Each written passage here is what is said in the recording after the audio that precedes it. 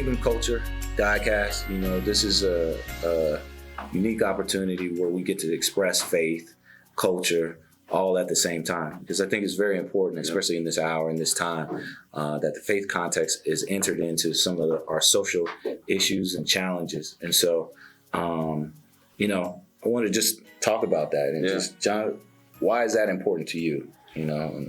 I know for me, for Kingdom Culture, and just thinking about the Godcast, this being the first one, to me, it's very important to me because, I've always throughout life tried to find my identity, and trying to find out where do I fit in, and various different things and situations in life have caused me to realize that my identity isn't in this world. It's kind of like Daniel in Babylon. I might be in Babylon, but I'm not of Babylon. I might be at the king's table, but I'm not eating from that same meal. So what I've found is that, I have a king, I have a father, I have a kingdom, and I have an inheritance. And even me as myself, it's through God and it's through his scriptures in the Torah where he reveals himself to me as my identity and my purpose for the kingdom. And so that's why I feel like this is really important. I don't know how you brothers feel about that and what you think. Yeah, I agree with you 100%. I think once we find our identity in the Lord, then it's our responsibility and obligation to just help other people find their identity in the Lord. And I was just thinking about Ezekiel 37 with the dry bones, and speaking to the dry bones. I think it's just an opportunity for the Lord to speak to us, to the people, and just wake people up and speak that life into them that we so desperately need right now in this time, in this day, in this hour, in this season. We've been studying for a while together as a group, and the Lord has just, blessed us with a lot of knowledge and information. Yeah. And like I said, once we find our identity and like where we came from, where we're going, we're obligated to bring the rest of the people along with us. And so, once you find your purpose, then you awake, you rise up, and you really step into that purpose that God already had for you. Most people are just blind and don't even know they had a purpose. They have a purpose in the first place. And once you step into that, just the world changes, life changes. I think it's very important because, we live in a day and time where a lot of people are trying to find themselves, right? And they're trying to figure out where do they really come from, what's their culture, what's their history. And, when we talk about God and Yahweh and we look at the history, but it shows us the examples of where we really come from. It really talks real life experiences in regards to not just telling history from a perspective of victory, but the failures as well as the successes that people have been able to accomplish. Yeah. And especially with everything that we're going through in this world today, there's a lot of people that's being attacked. They're trying to figure out why, are we being killed in the street? And I think this is prophetic, and for us to be able to step into what God is really trying to reveal to us as a people and us as a nation. Yeah. I like that. And I think what's really important is for anybody to know is that we study the whole Bible, but we study it from a Torah perspective. And when I say Torah, many people think that's some foreign things, but it's from a fundamental, right? The Old Testament to the New Testament. And we may say these terms and whatnot, but as people get to listen, they'll get to learn along with us. As we're on our journey, they're on their journey as well. And I think that's very important. Like you guys all said, we're in a really critical time. Yeah. And I think that we have to relook at faith, but relook at it from a really deeper perspective. Not what we've been told, but what we know. Right. And so, let's talk about just culturally. When I say culturally, this is from the Black or African American context. Let's just talk about, how do we look at the Bible? And really one of the questions is, how should we look at the Bible? So let's get into a little bit about that. Yeah. I know I heard a rabbi give an example of how we are to see ourselves in the Torah as like kind of like a picture on the wall. You see that picture, it's just two-dimensional. You see it from the lens of the artist, but you don't see yourself in that picture. You can kind of come with an interpretation, but they're saying that the Torah is not like a picture on the wall, but it's more like the mirror in your bathroom where you're preparing yourself and you're getting ready for your day and you look into this mirror and you don't see a portrait, but you see a reflection of yourself. And when I'm looking for God, I'm looking for that reflection of him and me and the essence of everything that I do. from the way I talk, the way I conduct business, to everything, and not from a Western mindset, but more of a Hebraic mindset. Interesting.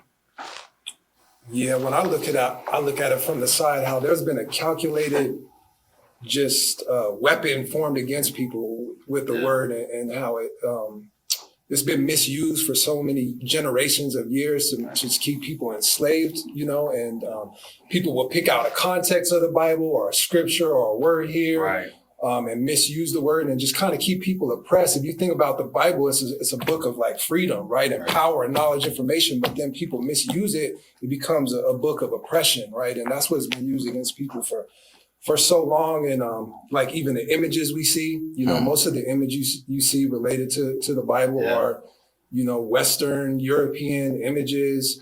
We won't get too deep into it on the first episode, but even just the image of white Jesus itself. Exactly. You know what I mean? When you look into it, we've been given it, and it's just like, this is who Jesus is. This is what he looks like. But like, when you really study the history of the Bible and where did Jesus come from, and who was Jesus, who were his people? Right. Like, what was his history and where did he come from? Logic will lead you to believe he wasn't necessarily European. And so I think there's been an attack. The Bible's been used as a weapon, but it's time to get back to using it for what it really is, to give people their identity, which leads to their freedom at the end of the day. Yeah. Like I said, before, I feel like it really is our history book. Just like you stated before, like, with Jesus, if you really look at him, how was he able to hide in Egypt? Right. And, we have a lot of our people that always talk about Egypt, and they say, well, the true identity of the Egyptians were black. Well, the true identity of the Egyptians were black, how was the tribe of Israel able to, one, be slaves and look like them, where Moses was able to be seen as black, but also Yeshua to be able to hide there? So I think, there has been a lot of falsehood that has been, misrepresented in regards to, what the Bible really is about, the history and the people that are actually written in that book.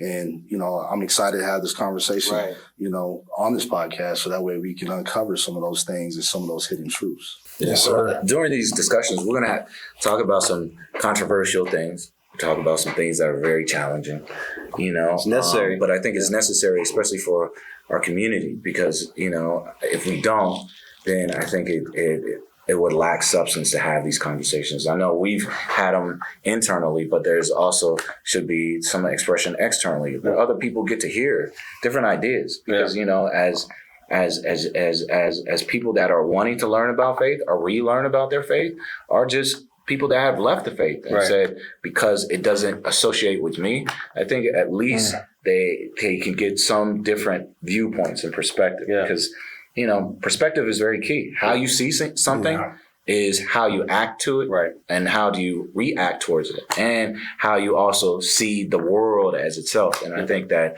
that is very key, and especially right now at this critical time, this critical season in our nation and our world, even within, our communities. And I think it's a challenging time, but it's also a time of, I believe, a rebirthing of a sort. Yeah, when I think about it too, not to really go into the depth of it, but it's significant to why our community is always hijacked in so many different ways. Our music, our culture, our fashion, everything.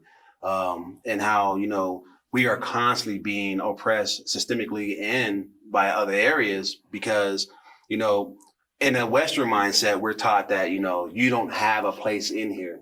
But like my brother was saying, in Genesis 45, Joseph was able to hide himself in Egypt.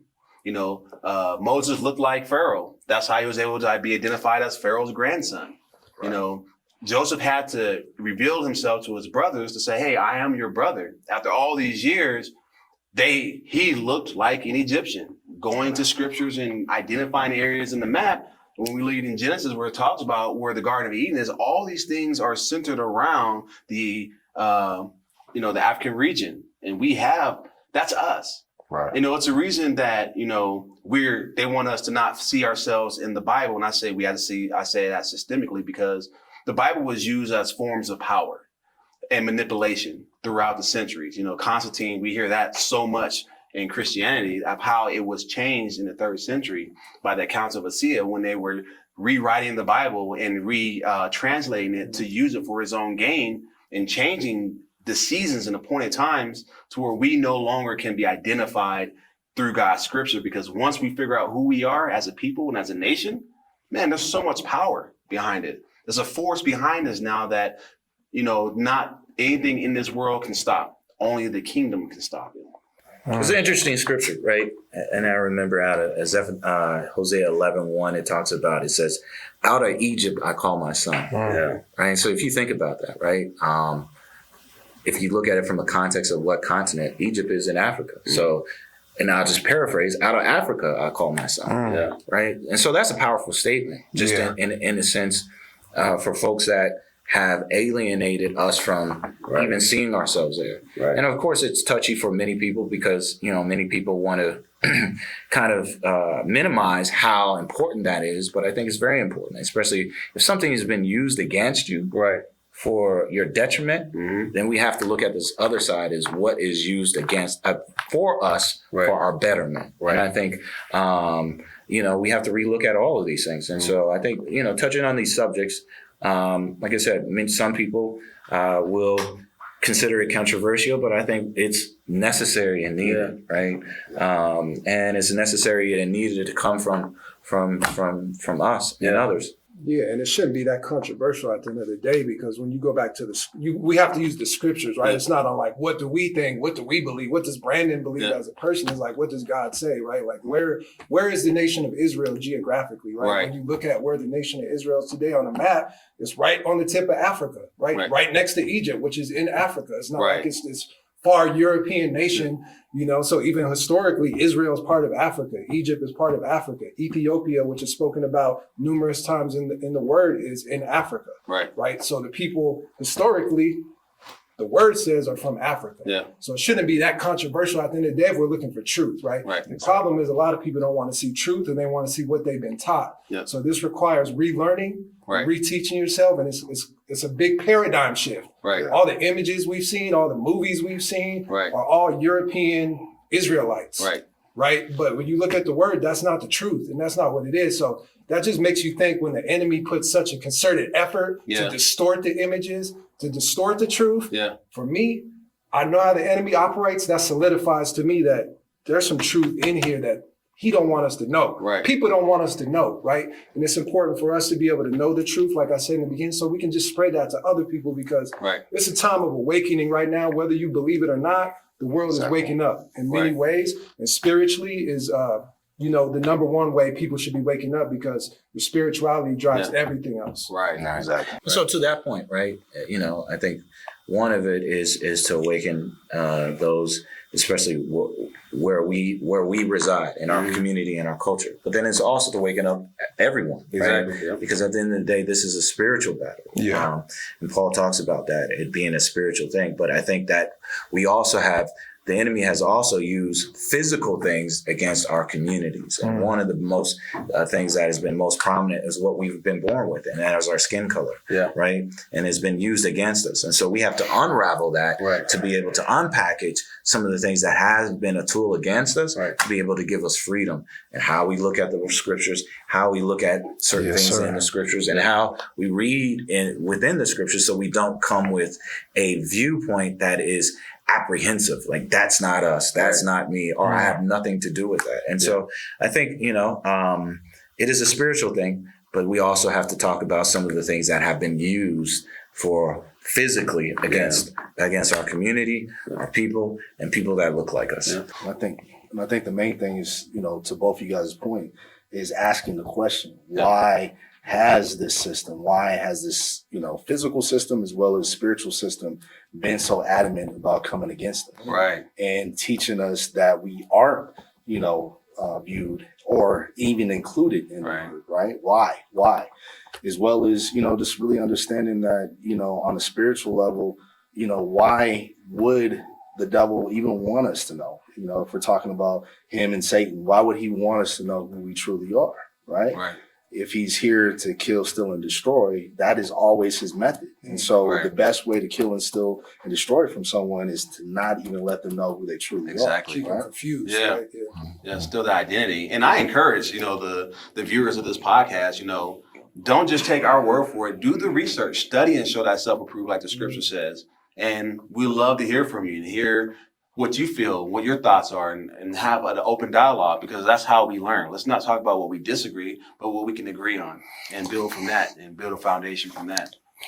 So one of the things I want to say is, if the language of the Bible is written in Hebrew, right? And if you look up, and anyone that is listening if you look up Hebrew is a Afro-Asiatic language.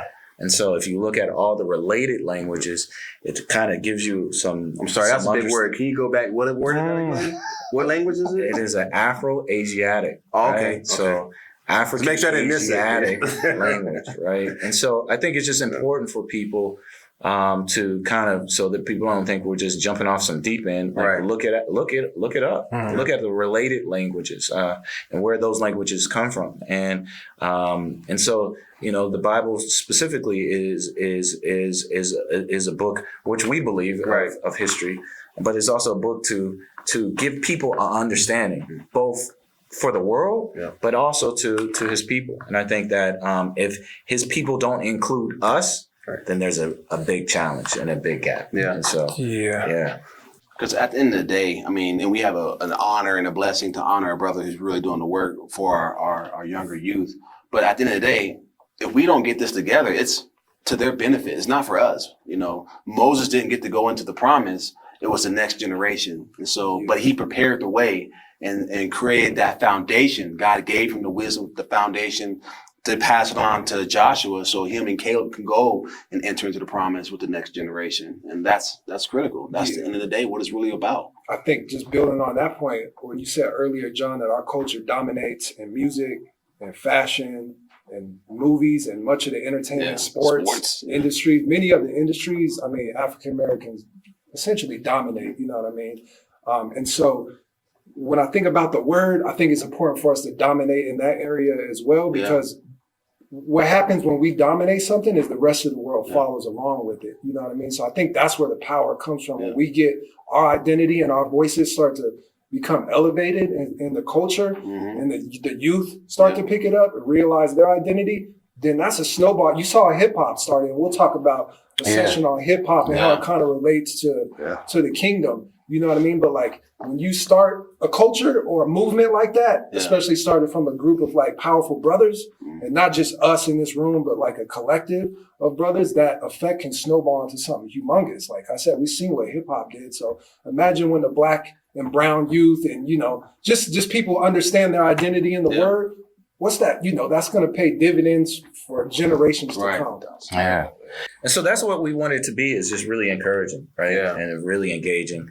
And a part of what we're going to do also is spotlight people that are doing the good work, right? It's not just about how we study, but it's also what are the activities that are on the outside of the walls of just like the church or organizations, that people that are really highlighted and leaders in our community that are taking on some of the hard tasks and putting it as their task and making it their lifelong investment. And so that's a part of what we want to do. And so, because sometimes often we hear so much about the negativity that happens in our community. We hear about the fighting that happens in our community, who's against who. And for us, we want to be unifiers and repairers. And so one of the things we want to make sure is that we honor men and women that have been doing work tremendously in our community and significantly, and honor them in a way of gratitude, not just them speaking, but also gratitude of the work that they're doing. So. Yeah, I think that's going to be very important. And another aspect of the show that we want to do is get people to come in and just tell their testimonies, right? About how the Lord has impacted and really just changed their lives for the better. So if we're going to spotlight one person one week, the following week, we want to make sure we get someone to give their testimony, how their life has been transformed and changed, because the word is powerful, but to hear somebody speak about how the word has really impacted them, it could be even 10 times more powerful. So yeah, that's another thing that we definitely want to engage folks in. Yeah, Definitely. and there's several unsung heroes that are out there that we still have not heard about the work that they're doing or what God has done in their life and has moved them. And so we'll love to hear from you. You know, if you have some recommendations, this is for all of us. You know, we're a kingdom, we're a nation, we're together as a collective to grow. We're talking about, you know, Yeshua had disciples. You know, it took people to do the work. You know, it's just not us four at the table, but everyone that's watching, plus those who are to come. You know, it takes all of us, and it's going to take a lot of work in this time right now to really, you know, bring God back into the center of it, because, you know, we kind of diluted the word and we allowed it to be diluted. Exactly. And that's why it's hard to see miracles, because it's hard to see God right now. You know, but we can find him in the manual that he has given us, in his Torah, in his scriptures, and his truth. You know, it's for reproof and for doctrine, to give us a way of life, because it's not a religion, it's a lifestyle. Right. Exactly. Not a religion at all, a relationship. Yeah. Because your life has to change. You can't be the same person you were going into this. You have to be somebody new and different. Right. You know, I can't be the old John that I was back in the 90s. You know, as we were talking, I had to have some differences or changes for the better, because at the end of the day, my kids as a father need to see me change. Amen. You know, my friends need to see me change, because if I'm that same person, that wasn't a successful person. You know, to be successful in life, period, to create a legacy, is to have a foundation to help me grow and develop as a man and as a human being. That's what's up. Well, before we get to our other part where we want to honor those in the community, one of the premises of why we call it kingdom culture is, you know, there's a prayer that Yeshua, we say Yeshua, his, you know, English variant of his name is Jesus, but Yeshua he told us to pray in a certain way. And he said, "Our Father who art in heaven, hallowed be thy name." And then what he said specifically is, "Thy kingdom come, thy will be done." Where?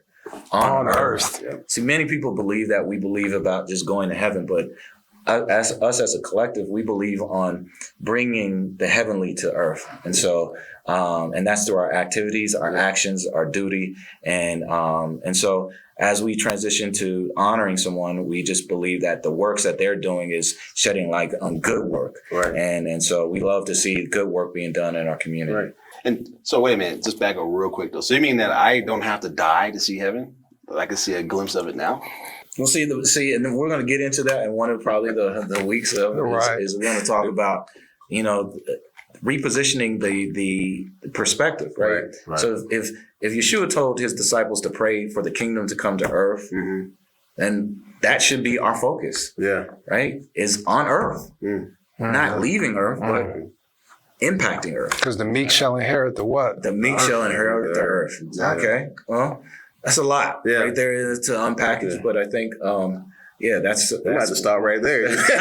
We might get into it now. That might get serious. Yeah. I think one thing that we should also state too is that, you know, there's going to be a lot of questions that everyone's going to have, right? And so we want to definitely make sure that you understand that this is a community and this is an open space where you can ask those questions, because not everyone might be as seasoned as us. And so we want to definitely make sure that, you know, people are able to grow at the level that they're at as well. So and some may be more seasoned, so a little bit more seasoning. So, you know, we want everyone to engage and this is like you said, it's open. You know, it's not a place of contention. It's not a place of any of that. It's just a place where we feel that there should be a vibe, right? A connection between us all and everyone that's participating. Yeah, and we're not perfect. We have our own faults and flaws. So we're still, you know, seeking God for it, you know, for guidance, direction to be better at it. So, you know, I just don't want people to get, you know, wrapped up. Oh, he's all this spiritual person. He's a tzaddik, you know, a learned man or whatever, you know.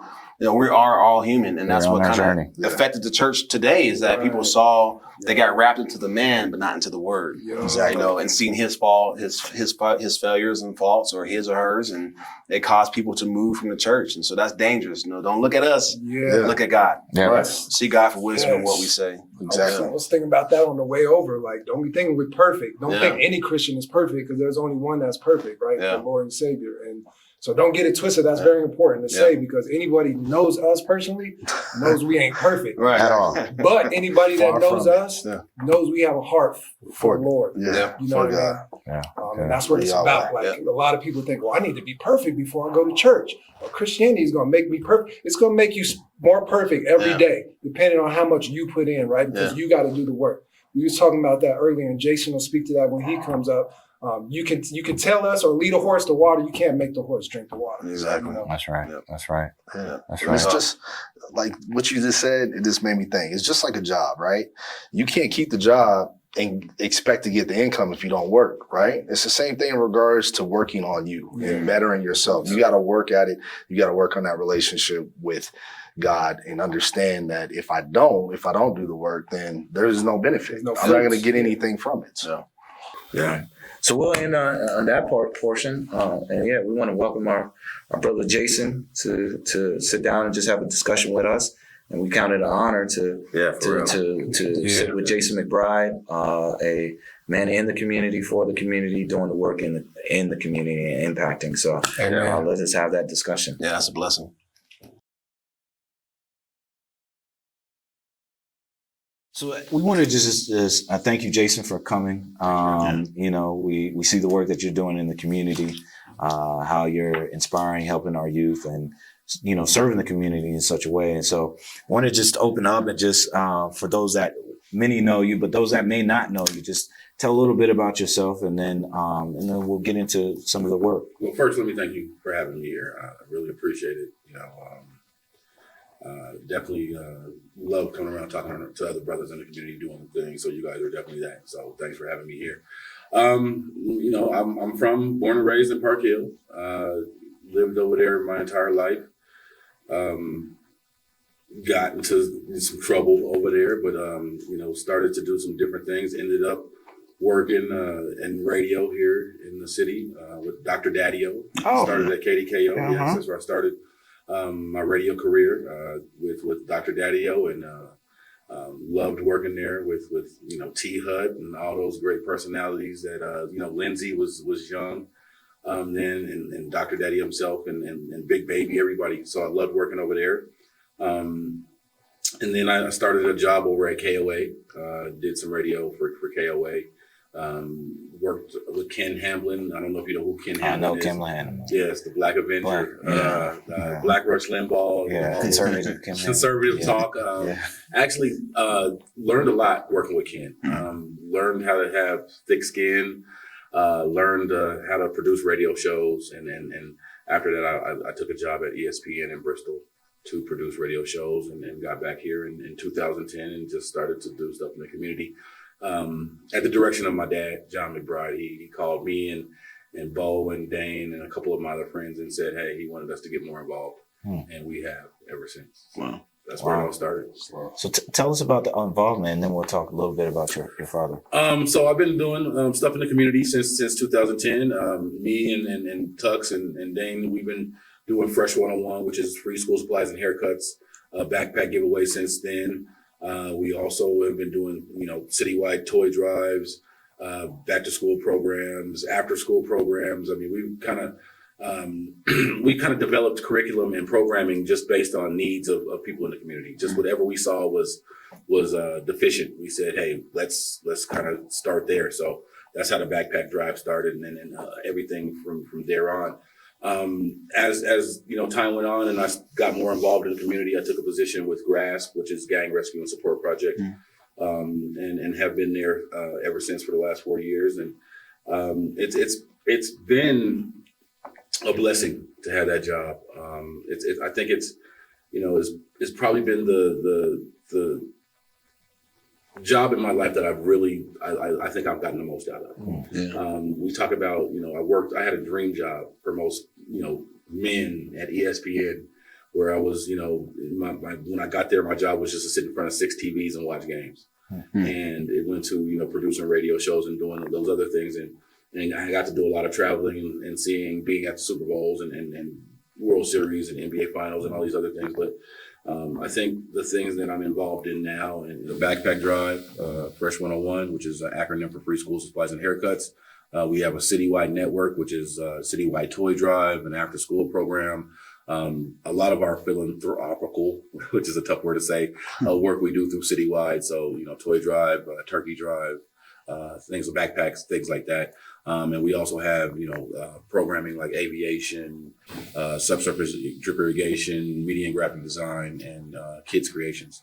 So you talked about your father. Tell us just a little bit of how influencing them, John McBride was quite a character in this community. You knew him. I don't know if you guys knew my dad, but he was quite an influential character. He worked for Mayor Webb for his whole term, so for 12 years, and his official title, I think, was commissioner for youth for the city of Denver. So his job was to get initiatives that would help kids with education, recreation, and other things, and that's, I think, where I kind of inherited the passion for kids was from him. And, he, like I said, he asked us to get more involved in the community. So I took it as a responsibility. And as you know, he was stricken with Parkinson's. Mm-hmm. And so I think it was his way of saying, without, alarming us in the beginning stages of his illness, was, this is something that I want you to do. I want you to carry on this legacy. Because I'm not going to be able to, you know what I'm saying? And he got me involved slowly. I started playing Santa Claus for him. And it's something that I guess McBride has been doing for years, because before he did it, my granddad did it. So just being able to do that was just knowing that and hearing that story. I never really never knew that he was involved so deeply, and didn't know my granddad was either. So, just hearing some of the things and knowing he has had a real impact on the 5 Points, and he has huge shoes to fill, and to be able to step in that is an honor also. That's somebody who was respected by a lot of people in this community, but provided for a lot of people in this community also. And like I said, I think this is the greatest thing that I've ever been a part of. And I love doing what I do. And I love having set up something in his honor. And that's what the McBride Impact is all about. Well, we appreciate that. I mean, that is, this is just a great to see the work that you're doing, and just the connecting the stories, and then also the impact that you're having on the next generation. So, we applaud you and thank you for spending some time with us and just sharing just a little bit about what you do, how you do it, and what motivates you. Yeah, I really appreciate you guys having me, and just watching, some of you guys in the community doing your thing. I just try to keep up with y'all, and just want to be as impactful as some of the things that you were doing, and that's why we called it the McBride Impact, because my dad had a real impact. Yeah, and we want to have as big, if not bigger, impact for the young people in our community. Black and brown kids in our community. So that's why we do some of the things we do. Awesome. We definitely want to take advantage of the platform too, and give honor to what you're doing. But also, like I said, you're helping our kids in the community. How can the community help you?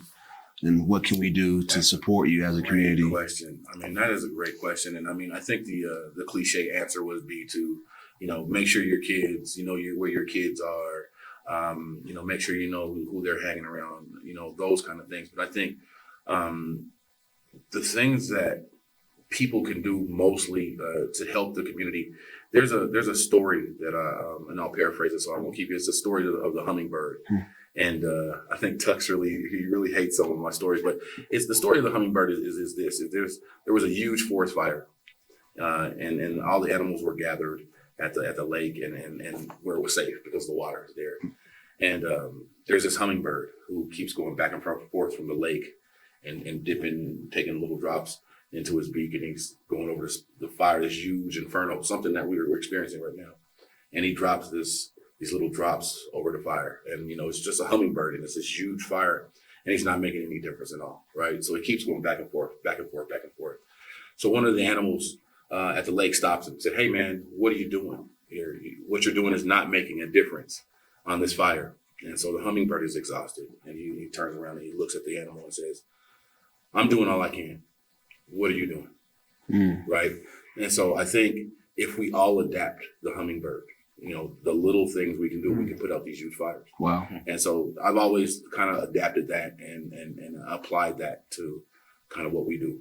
Yeah. And, because it doesn't take a lot from one person. It takes a little from everybody. Exactly. Right. Yeah. And that's kind of what we follow at McBride. Wow.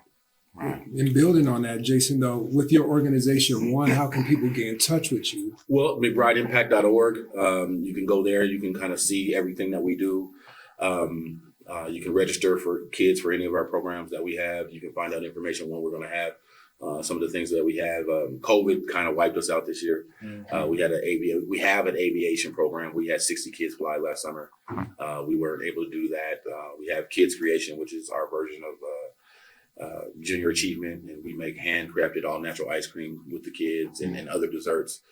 So we just need support. So when we have kids out, selling things, I mean, believe me, they're all natural, 100% high quality products. So just at least listen to our kids, and let them, kind of tell you what they're involved in and what they're doing. And I think that's a huge part of it, is just listening to the kids. I mean, we don't necessarily have to, step in monetarily, which would be great, but just listening to our kids and getting involved in some of those things. And there's a certain amount of pride that a kid that is involved in a program has, because he wants to tell you everything that he's doing. And if he just listens, it takes that kid up to the next level. Yeah. So I have one question for you too, with what you're saying with that is, there's a lot of kids that want to get involved and want to create their own platform. Can you kind of speak to that and kind of give them some direction on, steps that they can take to? Well, I think that's a great point, because there's a lot of kids that are doing a lot of different things. And I think, when we talk about getting kids involved in things like that, we have to start with social media, because that's the tool that everybody is using now. And I think we need to teach ourselves as parents and people who are guiding these kids how to use social media, because we haven't mastered it at all. Yeah. And we have this great tool, and I equate it to a weapon, like a pistol, because a weapon could be something that is something that is used for the right. It could be a great thing, and social media has turned into the same thing, because we got this tool that we all started to use, and then all of a sudden our kids started to use it, but we didn't have the instructions. Yeah. And so I think we need to get in there and help, parents with that, with social media, because it's going to help our kids with social media. And we need to use that as a tool to get these kids involved, because that's their tool. That's what they use. Mm-hmm. And so I think we need to meet them where they're at. Mm-hmm. And I think we haven't done that with the kids in many, many moons, many decades. And I think even us as kids coming up through systems, our needs weren't met either. Right. And I think if our needs were met when we were coming up, it would be easier for us to meet our kids' needs, especially education, because we all think we have an idea of what school should be. Right. And that has changed long ago. Kids are learning differently, and I think even us, when we coming up I think we were taught in a way that is old fashioned, and we needed to get out of that. So we need to help these kids right now and get on their level where they're at. Yeah. And then speaking about helping kids right now, before we let you go, can you just talk about the safe zones and things that you're running for kids? Very, very proud what of you the guys safe zones. have going on there. Very, very, very proud.